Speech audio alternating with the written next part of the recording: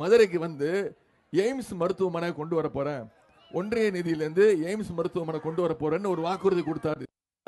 5 வருஷத்துக்கு முன்னாடி 2019ஆம் ஆண்டு, சரியா? இப்ப வரைக்கும் ₹1 கூட அதுக்கு ஒதுக்கீடு செய்யல. அங்க வச்சது ஒரே ஒரு செங்கல் தான், அடிக்கல் நாட்டிட்டு போனாங்க.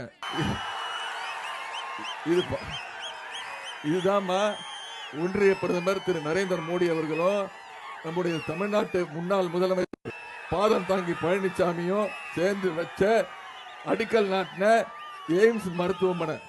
வச்சது ஒரே ஒரு கல்லு, அதையும் நான் புடுங்கிட்டு வந்துட்டேன். ஆனா